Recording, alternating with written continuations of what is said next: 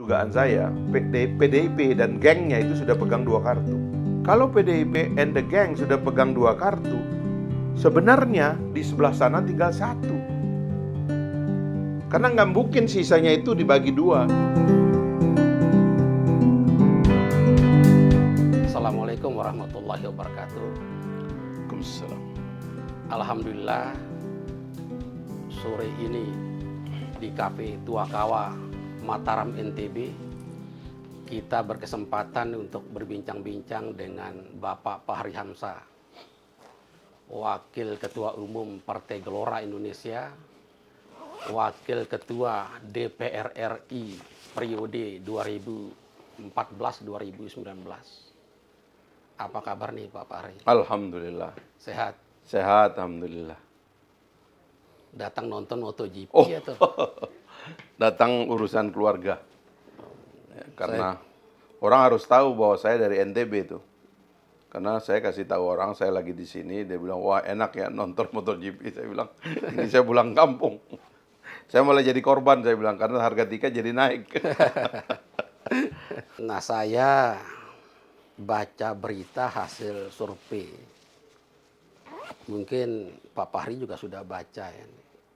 Lembaga Studi Pendidikan dan Kebangsaan Yogyakarta. Nah, menariknya responden itu tidak disodorkan nama. Tapi responden yang menyebut nama. Dan nama Pak Fahri itu muncul di situ. Nah, apa Pak Fahri punya keinginan maju sebagai capres? Atau ada minat ini Pak Fahri? Ada 2 hal yang penting menurut saya yang perlu dibaca ya. Pertama, saya tidak mengenal itu lembaga surveinya. Karena juga basis dari survei biasanya Jakarta. Ini kalau Jogja perlu dilacak juga apakah agak berbau timur itunya itu. Ya, suaranya itu. Jadi kalau saya menganggap secara teoritis sebenarnya harusnya memang orang yang punya kualifikasi berpolitik ini dari bawah sampai ke atas itu punya chance untuk memimpin bangsa ini gitu. Jadi itu satu soal. Saya menilai apa yang tidak saja terjadi pada saya tapi pada banyak orang. Jadi seharusnya orang-orang yang meniti karirnya sebagai aktivis, sebagai pemikir, sebagai public intellectual, sebagai orang bahkan melaluinya tanpa cacat lah katakanlah kayak begitu ya. Harusnya itu ada dalam survei gitu. Nah, yang kedua saya kira saya punya kritik terhadap sistem. Jadi kalau orang tuh ya dengan segala maaf, saya sebenarnya tidak tertarik dalam pengertian saya kalau orang tuh punya survei yang objektif ya saya seneng aja gitu. Orang tuh mengenal saya paling tidak karena investasi seorang politisi kita nggak usah hindari, memang dia harus dikenal sebagai orang baik, calon pemimpin gitu. Jadi di satu sisi it's okay begitu. Tapi sisi yang lain saya tahu ini ada sistem. Nah, yang menarik menurut saya ini kan Pak Fahri ini kan tidak ada atributnya terpasang di mana-mana, bahkan di NTB tiba-tiba namanya disebut. Ya itu dia, enggak, tapi sekarang kan atribut itu kan pindah ke sosial media kan. Jadi memang sebenarnya ini yang pasang-pasang baliho ini sebenarnya salah belanja lah kira-kira gitu. Ya artinya kalau dia mau investasi ya dia investasi intelektual sebenarnya. Tunjukkan bahwa Anda mampu memikirkan republik ini, itu yang paling penting sebenarnya. Nah maksud saya tadi saya kritiknya itu yang gini, yang soal kedua adalah kritik saya. Sistem ini kan kacau sebenarnya. Bagaimana cara kita mau menjadi calon presiden itu kan tidak ada rutenya. Seolah-olah kita ini dispekulasikan oleh survei, lalu kemudian orang-orang ini tangga untuk menjadi calonnya itu nggak jelas. Nggak jelas karena apalagi sekarang ketika threshold-nya itu masih dipegang oleh partai-partai besar yaitu 20%. Maka sebenarnya semua orang yang ada dalam survei itu sebenarnya ngawur aja gitu. Artinya itu Ngawurnya sebenarnya di mana ini? nggak ada gunanya, buat apa gitu. Karena kita nggak punya tangga untuk itu.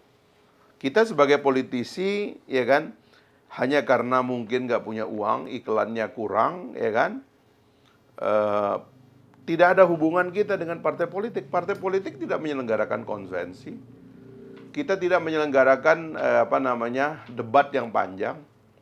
Nanti kan tiba-tiba aja ini kan kalau kita hitung nih. Kan ada partai politik yang juga misalnya melakukan konvensi, cuman orangnya dibatasi enggak itu? Atau Itu diatur-atur dia, nggak? konvensi nggak ada dalam aturan. Kalau di Amerika itu kan konvensi ada dalam aturan. Partai politik, Anda mau menarik capres, begini caranya. Anda bikin konvensi. Caranya uji itu calon dari tingkat bawah. Tek, tek, tek, gitu. Nanti misalnya, ya kan, partai apa dari NTB menguji orang-orang. Tek, tek, tek, masuk nama NTB ke pusat. Dari pusat itu nanti konvensi lagi, debat di sana gitu. Lalu kemudian menjadi 2, ya. Kalau dalam sistem Amerika itu, yang 2 itulah nanti terakhir diuji. Karena hanya ada 2 partai pengaju kan, Partai Republik dan Partai Demokrat. Meskipun ada calon independen di sana, tapi calon independen itu susah. Nah di kita ini kan nggak ada caranya. Bagaimana caranya coba? Kita nggak tahu. Nanti tiba-tiba ada partai sekongkol 1-2 orang ketua umum duduk di situ, ada biaya berapa katanya gitu. Ini ada teman nih mau biayain, tapi mintanya seini. Lah kemudian yang tiba-tiba itulah tadinya. Nggak pernah disurvei Sandiaga Uno, ya kan? Iya. Nggak pernah disurvei Ma'ruf Amin. Ini yang gagah-gagah ini dulu, ya kan? Kayak kawan kita ini Pak Dahlan Iskan, menang konvensi Partai Demokrat. So what? Udah nggak dapat apa-apa. Nah ini yang menurut saya, makanya saya terus terang, tadi yang pertama saya apresiasi survei kayak begitu. Iya. Tapi saya tahu juga ini kacau. Makanya kan saya sering bilang, Anies Baswedan, Ganjar ini kan yang digadang-gadang tiap hari ini kan. Iya, iya. Ya sebagiannya juga oleh spekulan. Sebagiannya juga oleh orang yang mempromosikan mereka dari belakang, lalu fundraising, diam-diam begitu, nama ini diangkat. Tapi ini kan nama-nama yang, tidak mungkin didukung. Karena kan begini, nanti 20%. Partai 20%. Iya. 20% sudah dipegang satu oleh PDIP. Kemungkinan dugaan saya PDIP dan gengnya itu sudah pegang 2 kartu. Sudah pegang 2 kartu. Kalau PDIP and the gang sudah pegang 2 kartu, sebenarnya di sebelah sana tinggal 1. Karena nggak mungkin sisanya itu dibagi 2 sempurna. Parti sudah diambil agak banyak, berarti sisanya tinggal 1. Jadi dugaan saya nanti ini ada 3 calon, kalau 20% threshold, yang 2 calon tuh udah 2 kartu tuh udah di kantong satu pihak, yang pihak ini berkepentingan supaya siapapun yang terpilih nanti itu adalah dia. Lalu di kantongnya ini tinggal 1 kan? 1 ini diusahakan supaya ini orang bukan liar, ini sahabat. Sehingga kalau bisa cuma 2, ini saya keluarkan 1, ini 1 jadi 2. Dan 2 ini siapapun yang menang, kita juga lah. Seperti yang terjadi sekarang. Kita berkelahi rakyat ini untuk presiden dan wakil presiden yang kita anggap berbeda. Tapi tiba-tiba orang itu nggak punya prinsip, tiba-tiba masuk aja dalam satu kabinet. Dan merasa bahwa dia dengan presidennya itu tidak ada bedanya. Terus kenapa kemarin Anda menggalang ini kekuatan sebanyak ini, padahal Anda sebenarnya nggak tahu beda antara Anda dengan yang Anda lawan kemarin.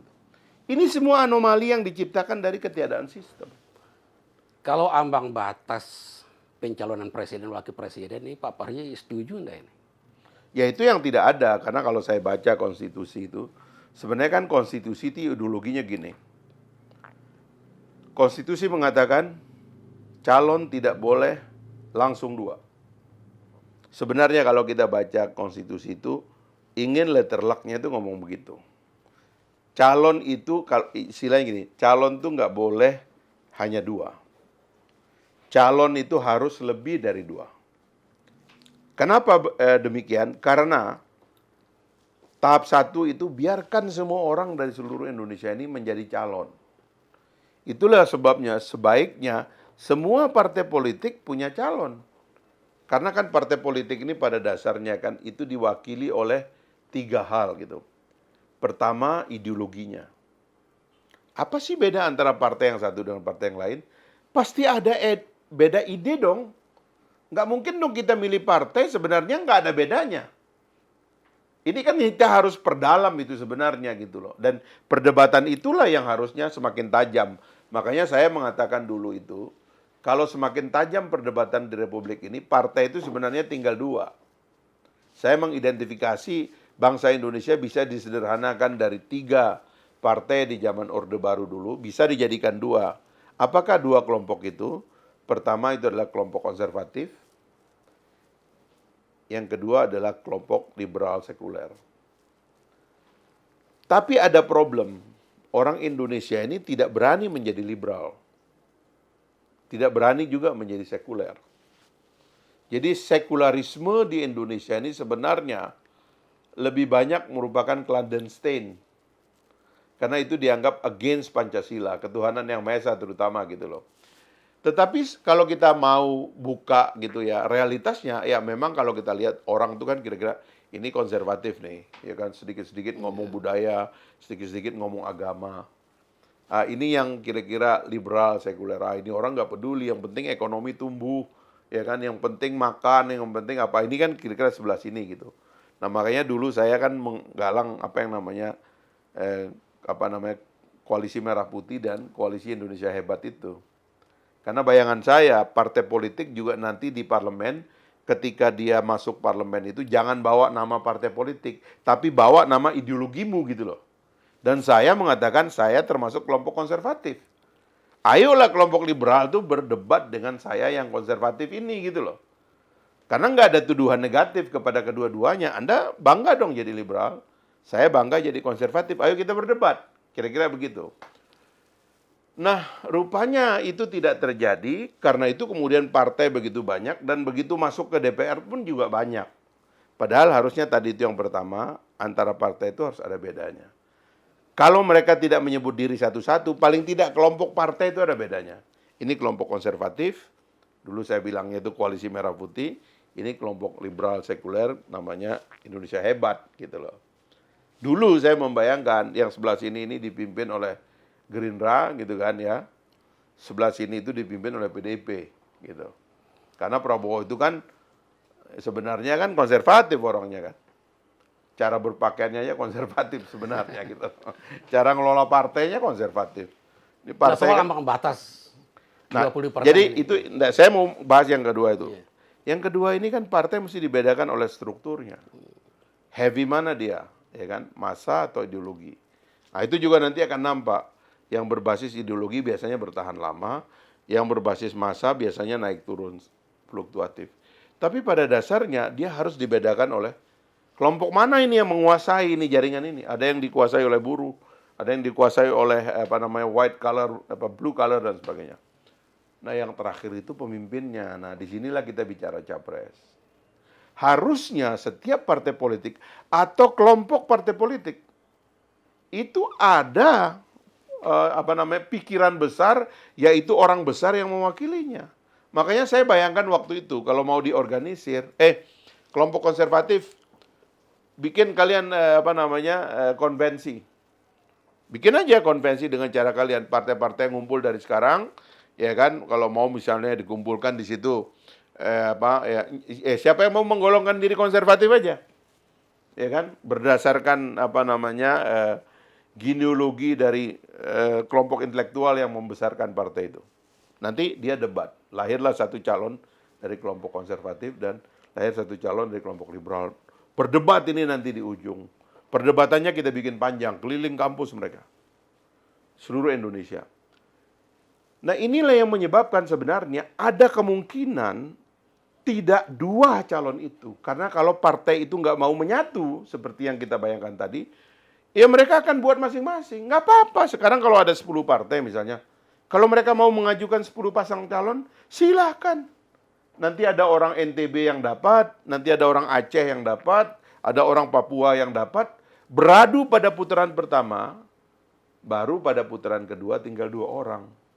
Inilah nanti ujungnya gitu loh. Sehingga di dalam Undang-Undang Dasar kan dikatakan seseorang itu disebut menang satu putaran apabila 50% plus 1 mayoritas ya pada putaran pertama dan rata-rata 20% di lebih dari 50% provinsi sebagai syarat elektoralnya gitu loh. Itu maunya konstitusi. Jadi threshold oleh konstitusi itu memang nggak ada, nggak boleh. Karena biarin orang Aceh ikut pilpres, orang Papua ikut pilpres, orang NTB, orang Lombok, orang Sumbawa ikut pilpres. Kenapa tidak? Kenapa ini calon kita ini, mohon maaf ini orang Jawa terus? Apa kita ini orang NTB ini bego semua, orang Indonesia Timur ini nggak ada yang sanggup. Paling nanti cuma jadi wakil nih orang-orang, otaknya nggak ada terang nih orang Timur kan. Peradabannya masih jauh kali. Karena sistemnya dibuat begitu. Kenapa harus orang Jawa? Nanti karena kan gini, ini ada disembunyikan nih nama. Ya ini dah, si ini aja. Wah itu jangan, itu kan luar Jawa, nanti dilawan sama calon Jawa kalah. Begitu ideologinya. Nah ini kan yang keliru sebenarnya, dan itu menentang kehendak dari konstitusi. Tapi kalau semua orang tarung di putaran pertama, begitu banyak orang, bisa jadi putaran pertama itu. Undang-undang pemilunya kan tidak seperti itu. Konstitusi begitu sebenarnya, kalau saya melihat. Undang-undang pemilu kan penukangan aja, ya kan, yang dibuat oleh orang-orang itu. Makanya nanti bayangkan saya ya, di putaran pertama di undang-undang pemilu ini kan yang ya harusnya itu kan yang dibatalkan itu. Cuman kan ya itu tadi lah. Kalau dugaan saya sih memang ini 2024 ini sudah dibajak juga. Pemilunya udah jelas siapa calonnya. Nah kalau tidak salah di rapat paripurna yang pimpin pengesahan undang-undang pemilu itu Pak Fahri. Bukan. Bukan ya? Ya. Siapa waktu itu? Kalau tidak salah dua. Saya disuruh walk out ketika saya memimpin pengesahan itu. Kan pengesahan itu kan tugas dari pimpinan adalah mengesahkan aspirasi dari anggota. Saya tidak setuju, tetapi saya mengikut secara etik tidak boleh keluar dari rapat sebab rapat itu dibatalkan. Orang menganggap sebaiknya saya keluar sehingga rapat itu nggak pernah ada. Menurut saya itu tidak etis. Tugas saya adalah mengadministrasi rapat, apapun keputusannya termasuk yang saya tidak suka, ya memang pilihannya cuma dua kan, terima atau tidak, ya kan?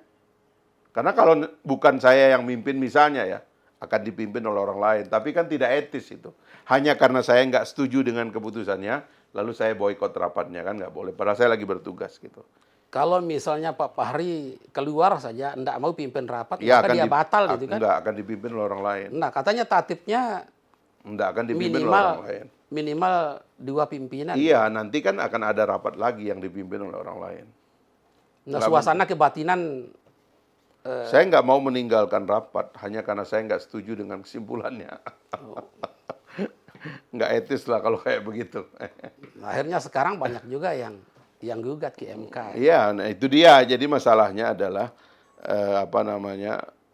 harusnya logika bahwa pada putaran pertama itu jangan-jangan yang menang tuh mereka yang berasal dari NTB dan mereka yang berasal dari Aceh misalnya kayak gitu, atau dari Papua. Yang lain tersisih. Maka dalam pemilu itu kita bisa menyaksikan orang luar Jawa menjadi presiden republik. Seperti dulu orang luar Jawa bisa menjadi Perdana Menteri. Syahrir, Natsir, Burhanuddin Harahap, dan seterusnya itu adalah Perdana Menteri kita yang berasal dari luar Jawa. Tapi kalau diatur kayak begini, ditukangin kayak begini, maka yang akan terjadi kemudian adalah, ya selalu begitu. Ini calonnya tinggal 2 loh. Kalau yang satu di luar Jawa kan nggak mungkin menang. Kan begitu logikanya kan. Akhirnya harus orang Jawa yang jadi presiden. Nah ini yang orang tidak baca sebagai satu persoalan di masa depan gitu. Makanya saya kan kemarin, ini nanti masuk ke tema lain ya tentang keinginan segelintir orang nih untuk memperpanjang masa jabatan presiden tuh. Mungkin nanti kita ngomongin soal itu. Tapi itu bersambung sebenarnya. Yaitu tentang merumuskan bagaimana sistem pemilu yang terbaik bagi Indonesia. Itu yang harus kita pikirkan agak dalam lah gitu. Nah, kira-kira sistem pemilu yang baik menurut Pak Fahri itu seperti apa? Pertama-tama konstitusi itu menyadari bahwa Indonesia ini beragam, itu dulu. Indonesia itu menyadari bahwa republik ini terbentuk dari berserakannya budaya, ya, bahasa, latar belakang, ya, pulau-pulau yang begitu banyak, adat istiadat yang begitu banyak. Karena sejak awal itu disadari, maka kemudian yang terjadi adalah kita memang mendesain satu sistem yang agak rumit sebagai metode perwakilan kita. Nah, itulah yang harusnya semakin hari kita perbaiki. Ada orang yang menganggap bahwa rumitnya sistem perwakilan itu sebagai ancaman pada persatuan dan kesatuan. Tapi menurut saya itu orang malas ya. Karena harusnya rumitnya latar belakang masyarakat Indonesia itu memang harus diakomodir dalam sistem pemilu yang lebih kompleks. Gitu loh. Nah, itulah sebabnya harusnya kita terima itu. Pertama-tama misalnya, tren bahwa partai politik menginginkan mengontrol semua anggota partai, itu tren buruk. Karena seharusnya tren partai politik itu adalah membiarkan calon-calon yang maju dan yang dipilih oleh rakyat itu, biarkan aja itu adalah nama. Gitu. Jadi biarkan orang itu mengenal wakilnya sebagai wakilnya. Saya ingin tahu yang mewakili kabupaten saya ini siapa. Saya yang ingin mewakili, saya ingin tahu yang mewakili provinsi saya siapa. Kalau dia nggak dikontrol oleh partainya kan repot juga, dia liar sendiri. Jadi ideologi kontrol inilah yang bermasalah sebenarnya. Karena sebenarnya ideologi kontrol itu adalah ideologi totaliter sebenarnya. Menganggap partai politik lah yang mengontrol anggota DPR itu bermasalah sebetulnya. Wakil rakyat itu ya dikontrol oleh rakyat. Kenapa mesti partai politik yang orang bodoh-bodoh itu mesti ngontrol wakil rakyat ini gitu loh. Padahal belum tentu juga. Kalau misalnya dia main sendiri di luar kepentingan partainya, kan lembaganya punya etik. Sekarang ini kalau orang itu dipilih oleh rakyat, mana yang lebih penting, orang itu bertanggung jawab kepada rakyat atau kepada partai politik? kepada rakyat. Kepada rakyat. Gitu. Makanya seharusnya kita mendorong sistem demokrasi kita. Makin lama orang bertanggung jawabnya kepada rakyat. Partai politik harus sadar dan memiliki kerendahan hati untuk hanya dipakai untuk mencalonkan. Dan hubungan dia dengan para pejabat yang terpilih itu adalah hubungan ideologi, hubungan cita-cita, hubungan nilai. Bukan hubungan struktur lagi, apalagi struktur dianggap struktur kerja. Partai politik menyuruh anggota dewannya ngurus proyek. Partai politik mengurus pejabat eksekutif dari bupati, wali kota, gubernur sampai presiden untuk memberikan fasilitas lebih kepada partai politik itu berupa uang dan jabatan-jabatan yang ada struktur pemerintahan. Inilah yang nanti menyebabkan setiap pergantian presiden, semua tim sukses masuk menjadi pejabat-pejabat di lingkungan BUMN misalnya. Padahal BUMN kita memerlukan profesionalisme, rusaklah BUMN itu. Jadi sekali lagi, ini konstruksi berpikir demokratis ini yang di Indonesia ini memang kurang. Nah, kira-kira Partai Gelora ini bisa enggak memperlakukan kader-kadernya seperti itu? Nah, jangan-jangan nanti Partai Gelora sama aja dengan partai-partai yang lain, kontrol juga anggotanya gitu. Kita justru datang dengan platform baru, metode baru bahwa partai politik itu hanyalah event organizer bagi pejabat yang akan naik. Nggak boleh partai politik berpretensi menganggap mereka itu adalah peternakan. Gitu loh, yang menternak politisi yang disuruh merampok, suruh ngurus anggaran, suruh tekan pejabat, tekan sini, itu nggak boleh lagi. Itu bukan alur dari ideologi demokrasi di dalam membangun pejabat publik. Pejabat publik adalah orang yang dipilih dari rakyat dan dikontrol bertanggung jawab kepada rakyat. Ini keinginan pribadi atau pikiran pribadi Pak Fahri Hamzah Atau memang Waktu saya keinginan partai? dulu saya pernah mendirikan partai yang saya akan anggap bisa melepaskan kadernya itu untuk disumbangkan kepada negara.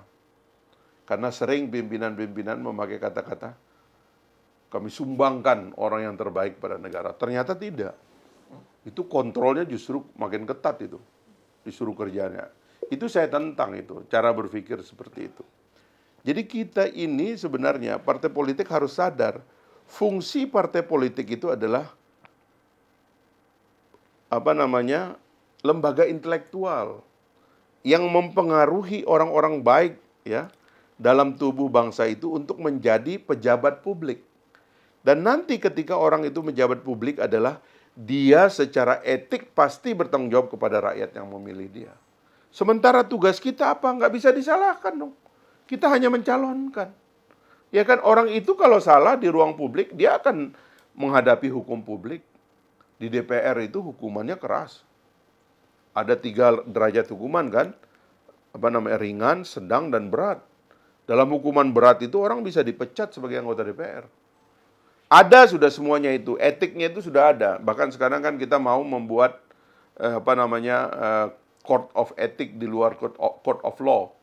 Karena kita menganggap peradilan etika itu juga penting gitu. Bagaimana mengatur pejabat publik yang konflik kepentingan. Seperti di rezim ini kan konflik kepentingannya banyak banget itu kan. Ketua umum partai rata-rata anggota kabinet. Ketua umum partai nanti neken anggota DPR supaya nggak boleh ngeritik pemerintah. Karena dia adalah anggota kabinet. Ini rusak semua ini. Dalam peradilan etika harusnya orang-orang ini harus dibawa ke peradilan etika. Sebab mereka melakukan konflik of interest. Antara pejabat partai dengan pejabat partai politik, khususnya karena dia punya posisi struktural yang kemudian dianggap bisa mengontrol anggota dewan, memindahkan anggota dewan seenaknya, memecat anggota dewan seenaknya, itu harus dilawan. Saya bisa membuktikan bahwa saya bisa melawan partai politik yang memecat saya sehingga saya bisa menjadi anggota dewan tanpa partai politik. Dan menurut saya itu masa depan demokrasi kita. Tapi pada akhirnya kan keluar dari partai politik itu. Oh ya, apa boleh buat kan kita memperjuangkan ide, ya kan? Kalau idenya udah nggak ada di sana ya kita. Artinya realitas politik di Indonesia memang seperti itu, Pak Fahri. Ya realitas tuh kan kalau kita nggak mau rubah kan kita jadi korban. Saya nggak mau Pak Agus ya, jelek-jelek saya nih orang kampung nih. Saya nggak mau jadi korban kayak pejabat-pejabat sekarang. Ini kan korban semua ini. Dengan segala maaf saya bisa katakan itu. Ini korban dari pelanggaran etika. Korban dari kaburnya fungsi legislatif. Korban dari tidak jelasnya mana yang pribadi, mana yang publik. Ini kan semua korban ini. Pejabat berbisnis, ya kan? Pejabat merangkap jabatan seenaknya, ya kan, main sana main sini. Ini kan berat sebenarnya ini. Saya nggak mau jadi bagian dari ini. Gitu. Susah nanti tidurnya kalau udah tua. Ini soal Partai Gelora ini. Sebagai partai baru, tantangannya adalah ambang batas parlemen. Nah kira-kira bisa enggak Partai Gelora ini dapat 4%? Jadi setiap kita mendirikan partai politik dalam demokrasi, kita itu sama dengan mendirikan perusahaan. Dalam perusahaan itu yang kita jual itu seperti saya jual kopi ini, adalah kita jual produk.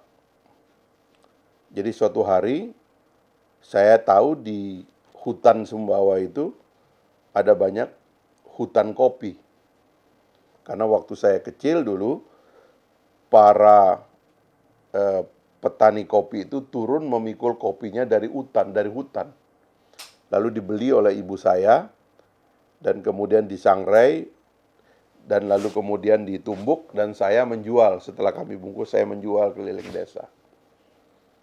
Jadi sebuah produk lahir dari ide bahwa orang itu dulu, saya sadar bahwa di situ ada hutan kopi, makanya dikasih nama hutan kopi ini, Tuakawa ini. Dan kita coba jual produk ini. Dan laku. Alhamdulillah. orang merasa ada genealogi kopi dari atau ada kelompok kopi dari NTB. Dan orang coba ternyata enak katanya gitu. Masuk pasar, itu produk. Sama dengan partai politik. Partai politik itu mengidentifikasi ada masalah dalam masyarakat, lalu kita menawarkan konstruksi dari penyelesaiannya dalam sebuah manifesto yang kita daftarkan ya sebagai badan hukum, lalu kita mulai tawarkan kepada orang manifesto itu dan dibaca oleh orang. Kalau kita serius membaca manifesto partai politik, kita akan ketemu ini partai sebenarnya nawarkan jalan keluar atau tidak. Nah, kita itu waktu mengumumkan manifesto, kebetulan para pendiri partai ini, inisiator-inisiatornya kebetulan kan kelompok intelektual. Ya artinya gini, ada orang bikin partai karena dia punya TV. Ada orang bikin partai karena dia punya uang. Ada orang bikin partai karena dia anak tokoh tertentu. Ada orang bikin partai karena keluarganya memang sudah hidup dalam politik. Jadi politik itu sudah seperti bisnis keluarganya turun-temurun. Tapi ada juga orang yang mengatakan nggak punya apa-apa kita, kecuali ide. Loh itu yang benar, partai politik adalah pasar ide. Partai politik itu meramu ide-ide lalu dia tawarkan kepada publik. Negara ini lagi kayak begini, saya punya jalan keluar begini. Nah kita waktu merumuskan, saya kan waktu keliling, saya kan mengatakan ada 3 kegelisahan publik gitu yang kita tawarkan dengan Partai Gelora. Pertama, publik gelisah bahwa elit bangsa kita mulai kabur melihat ideologi bangsanya. Yang sudah solid itu menjadi konflik. Ya, Pancasila menjadi sengketa, konstitusi tidak dipahami dengan baik, sejarah juga tidak dimengerti, debat-debat besar para founding father tidak dimengerti. Dan itulah yang menyebabkan Indonesia mengalami pendangkalan ideologi. Kita bertengkar pada hal-hal yang sudah selesai sebelumnya. Itu pertama. Kedua, kapasitas negara melemah. Ya kan? Orang lupa, saya sering mengatakan, sekarang ini yang muji-muji pemerintah itu lupa bahwa hutang kita banyak. Itu bukan karena kapasitasnya bertambah sebenarnya, tapi karena utangnya nambah. Itu kan kayak rumah tangga. Tetangga kita tuh bisa muji rumah kita. Wah itu beli mobil baru terus ya kan. Taman rumahnya diperbaiki. Sekarang itu pagarnya dibikin dari emas misalnya kayak begitu. Bisa saja mendapat decak kagum tapi kita berutang. Tetangga nggak tahu bahwa kita berutang. Anak kita gagah-gagah tiap hari padahal dia itu hidup dari hutang. Itulah republik kita hari ini. Nah yang ingin saya tanya, kira-kira Pak Fahri ini optimis enggak Partai Gelora dapat 4% gitu? Ya harus optimis Pak. Cara menghitungnya? Itu gampang. Kan saya sudah sering bilang, saya ini karena lahir dalam politik gitu. Cara menang udah tahu, cara curang juga sudah tahu. Ya kan?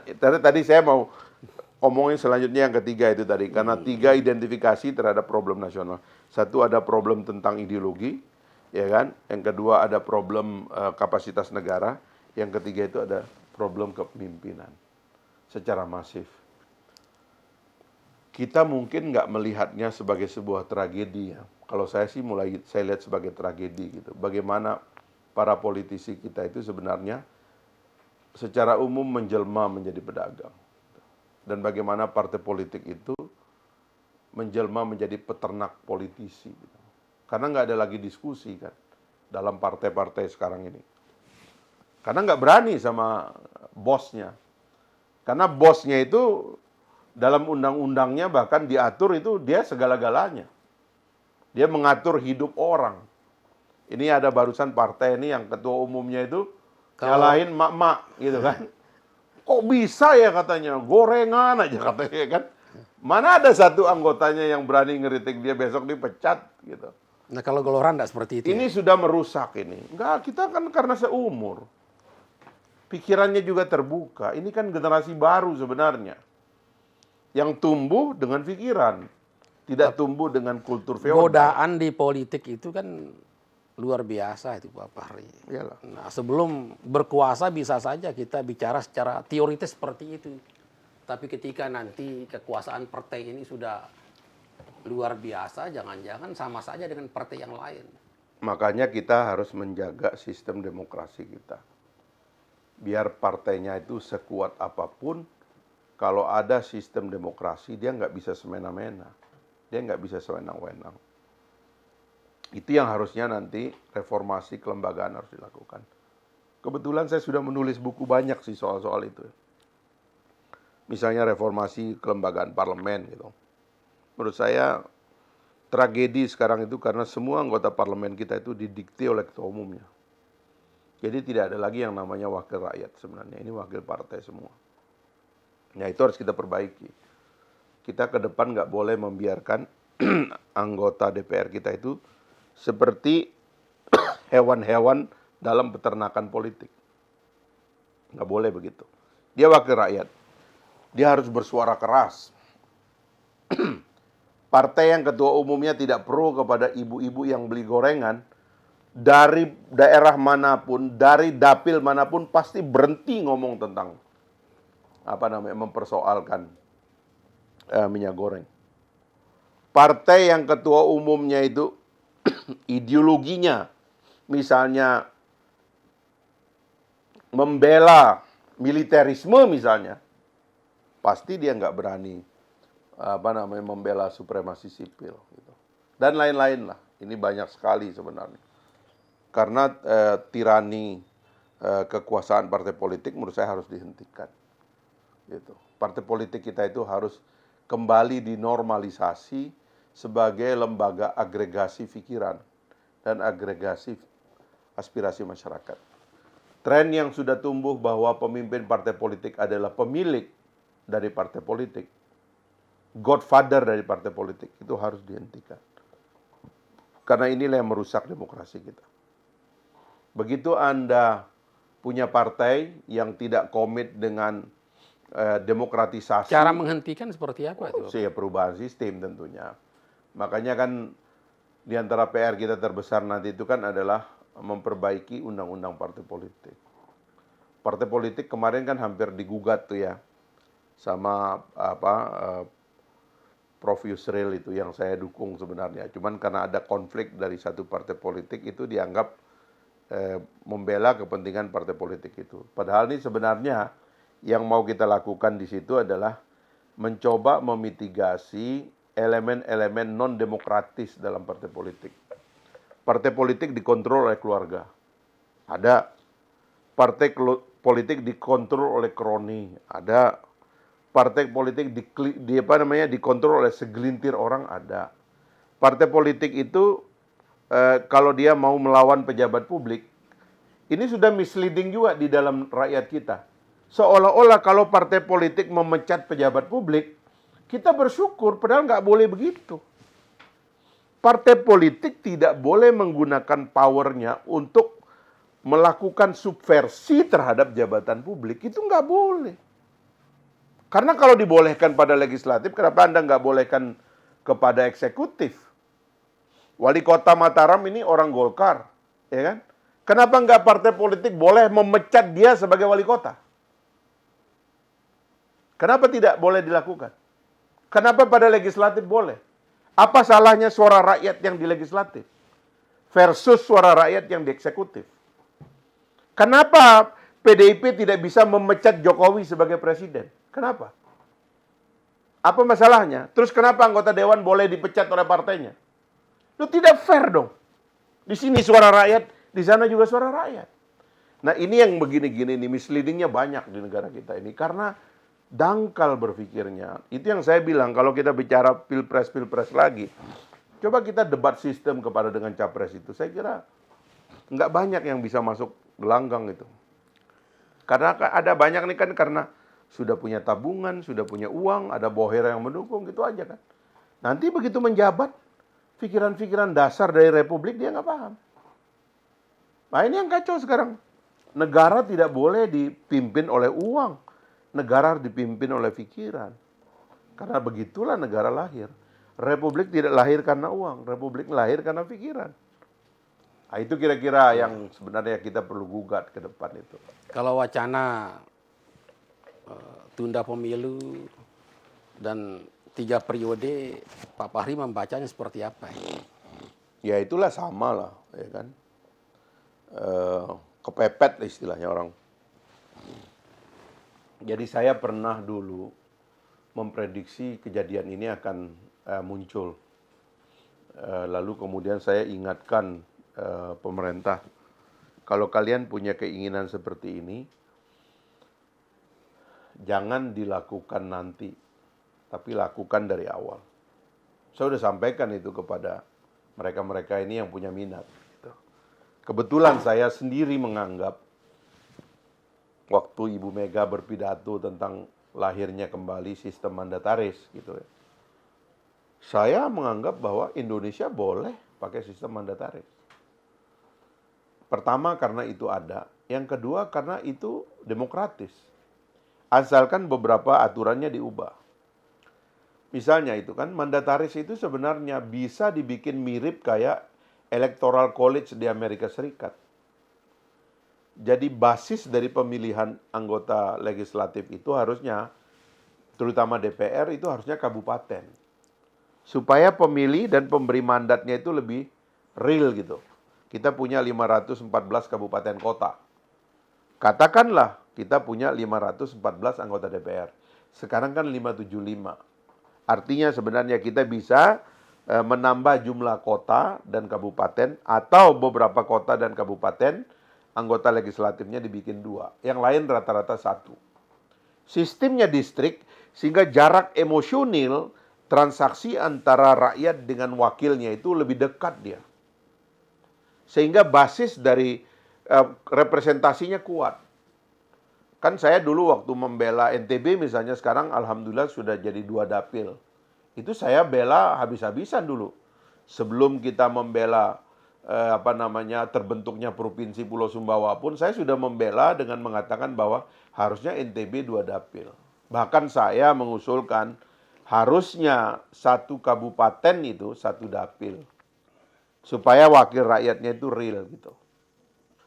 Nanti itu kita sebut sebagai putaran pertama. Orang-orang ini nanti kalau DPD berbasis kepada provinsi, ya kan, mereka kemudian dikirim sebagai anggota DPD, yang anggota DPR dikirim sebagai anggota DPR, lalu ngumpullah mereka. Nah inilah orang-orang yang kalau di Amerika Serikat namanya itu Electoral College. Nanti mereka inilah yang memilih mandataris MPR dalam sistem kita. Gitu loh. Harusnya kita itu bisa begitu. Dan kemarin Ibu Mega kan waktu pidato guru besarnya kan itu. Kenapa bukan itu aja yang didukung dari awal? Supaya nggak usah kusak-kusuk sekarang. Sekarang kan jadi kayak begini. Sudah di tengah jalan, waktu mepet, kalau itu dilakukan dan dipaksa dilakukan, itu bisa muncul masalah. Karena pasti harus ada amandemen konstitusi. Sementara amandemen konstitusi itu pendahuluannya itu panjang. Sekarang DPD nggak mau. Bagaimana amandemen konstitusi DPD-nya nggak mau? Hal-hal seperti ini yang saya kira terlambat dilakukan oleh pemerintahan ini gitu. Pak Fahri, karena di sini juga ada teman-teman sekalian wartawan. kopinya. Ya. Ada yang mau nanya? Silakan. Silakan. Tadi Bang Fahri sempat membahas sedikit tentang generasi baru. Sebenarnya setiap generasi yang lahir dan menjadi pasar gitu, kalau bahasanya Bang Fahri tadi, selalu melahirkan harapan baru juga. Iya. Generasi yang lebih muda biasanya mungkin masih lebih terbuka terhadap pikiran-pikiran baru, pikiran-pikiran yang lebih mengusung nilai-nilai yang kita harapkan gitu. Nah, ada generasi Z, ada generasi milenial yang sekarang mungkin akan memainkan peranan besar dalam perekonomian maupun politik di masa depan. Bang Fahri menilai generasi baru dalam politik kita seperti apa nanti akan peran-perannya, bagaimana strategi Gelora kemudian menggarap pasar itu atau mentreatment mereka. Mereka punya kebiasaan baru, mereka lahir dari budaya digital yang sangat kuat bahkan sejak mereka masih bayi ya. Generasi Z dan generasi milenial. Bang Fahri sebagai politisi yang juga dekat dengan dunia digital, yang sangat akrab gitu ya, yang sangat kuat engagementnya dengan audiens digital kita, pengguna internet, followers-followersnya, Iya. treatment, catatannya tentang politik bagi generasi baru ini gimana? Jadi ada dua problem dalam demokrasi ini yang selalu menjadi dilema. Karena demokrasi itu punya dua hal yang ekstrim sekali. Di satu sisi demokrasi adalah satu rangkaian pikiran-pikiran ideal yang kadang-kadang sulit dimengerti gitu. Transparansi, equality before the law, kemudian tirani mayoritas gitu, nanti kemudian bicara tentang human right, market economy dan sebagainya. Itu kan ide-ide yang rumit, theory of justice. Ini hal-hal itu yang menyebabkan demokrasi itu sebenarnya suatu yang rumit dan ideal gitu. Karena dia adalah pencarian manusia yang dianggap unggul, ya. Kalau kita memakai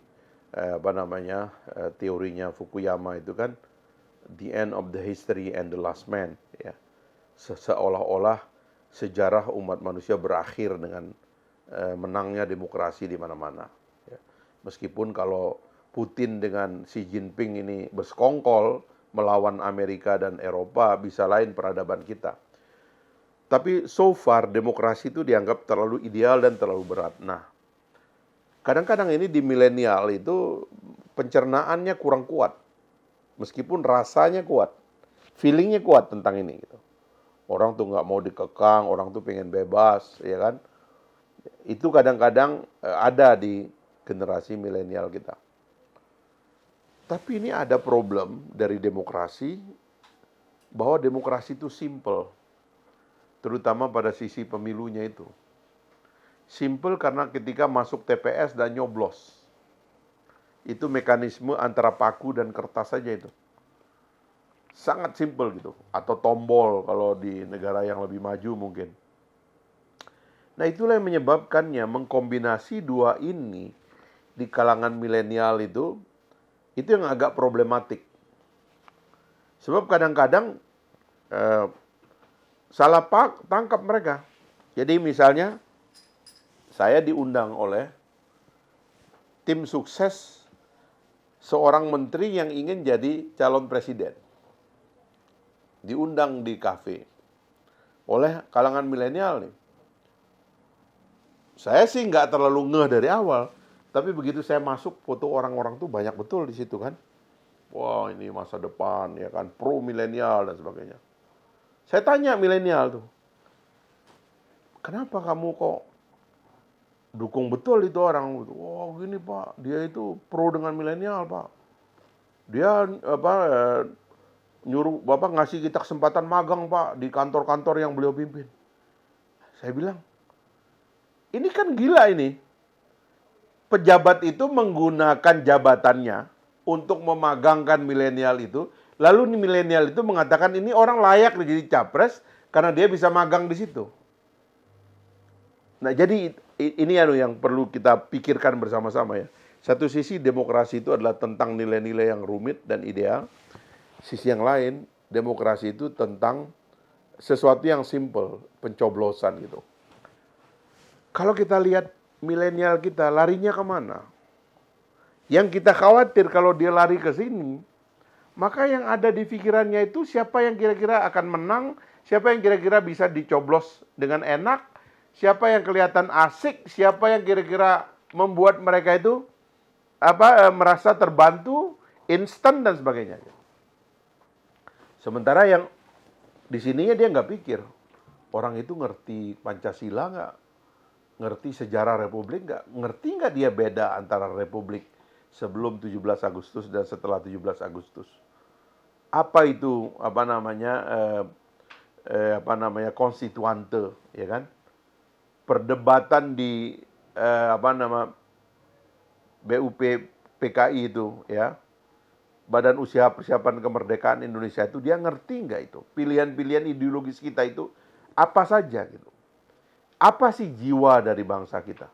Dia nggak peduli tuh.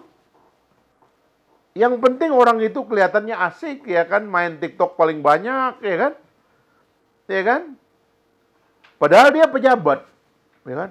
Saya sebel betul tuh pejabat tuh kan, pakai APBN membangun sesuatu, lalu diumumkan keren nih, ya kan. Ya sebutlah gubernur gua nih keren nih, ya kan. Baru bikin, lah itu kan uang APBN. Saya bikin taman nggak pakai uang APBN, nggak ada yang muji, ya kan. Nah ini tadi, tren berpikir milenial ini kita harus shift dia dari yang instan kepada sesuatu yang agak ideal. Battlefield-nya di situ. Nah, maka kita kebetulan juga ada kelompok milenial di Partai Gelora itu yang agak idealistik berpikirnya. Sekolah di luar negeri, ya kan, di Prancis, di Eropa, lalu pulang mau berpikir politik dan pengen ngajak milenial tuh berpikir politik yang true politics gitu. Jadi bukan politik yang instan gitu, tapi sesuatu yang punya pikiran jangka panjang. Dan kebetulan juga saya kan membina mereka juga secara intensif gitu ya.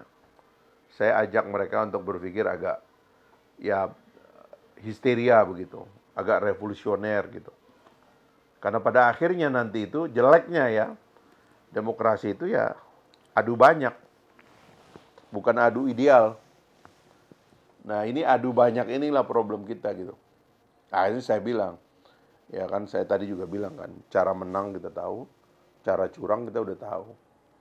Yang jelas kita tahu nanti bagaimana orang lain curang untuk bisa kita tahan gitu. Itu aja mungkin yang itunya kita, senjata kita. Kita pantau betul keadaan ini. Ada yang ingin bertanya lagi? Ya, mungkin saya, Bang Fahri dari ntb1.com, menarik tadi yang terkait potensi-potensi lain dari calon-calon presiden sebenarnya. Ada nama-nama lain yang sebenarnya punya potensi untuk muncul di tiap-tiap daerah. Jangan-jangan ada satu calon presiden nanti akan muncul dari sebuah desa kecil, dari kota kecil misalnya, dari timur Indonesia misalnya. Tapi kan tadi ada sistem yang dari awal sudah membatasi, seperti Pak Agus bilang, ya sistem demokrasi dan undang-undang pemilunya sudah skemanya seperti itu. Tapi itu kan mungkin bagaimana Pak Fahri mendorong supaya identitas-identitas itu muncul, kepercayaan diri itu harus muncul gitu. Yeah. Kalau tidak sekarang, mungkin pada saatnya mungkin ini akan potensi-potensi ini akan muncul. Kita harus mendorong terus fakta bahwa Indonesia ini rumit, ya. Kepemimpinannya juga yang diperlukan itu rumit juga. Itu sebabnya kita harus menyiapkan battlefield yang melahirkan orang-orang yang otentik. Jadi pemimpin tuh kalau dia lahir dari pertarungan yang sehat gitu, lama kita kenang dia sebagai juara. Nggak usah di politik ya, di olahraga aja. Kenapa kita bisa kagum banget sama Muhammad Ali itu? Karena memang dia keluar menjadi juara dunia itu memang dari bawah itu. Sampai dia bisa menunjukkan kepada orang tuh, dia menguasai betul cara ngejatuhin orang tuh. Ya kan? Dengan pertandingan yang penuh dengan seni gitu. Di tinju Tyson juga begitu, dan yang lain-lain lah. Itu karena dia lahir dari pertarungan yang memang hebat. Nah, kira-kira juga politik ini begitu. Kalau pemimpin kita ini instan, disembunyikan oleh oligarki di belakang, udah ini aja lah, nggak ada yang lain gitu. Cuman dua dan kita cuman milih salah satu dari itu. Nanti kemudian debat yang kita siapkan itu, yang saya dulu ingat tuh ada ceramah saya yang saya marah itu. Karena KPU mengatakan, oh kita nggak boleh menyiapkan perdebatan yang nanti di antara anak bangsa ini saling menghina, kata. Saling menjatuh. Lah, terus saya mau melihat pemimpin saya kapan? Kalau dia ngejawabnya itu cuman kayak anak SD, SMP, kelompen capir yang penuh dengan asal jawab.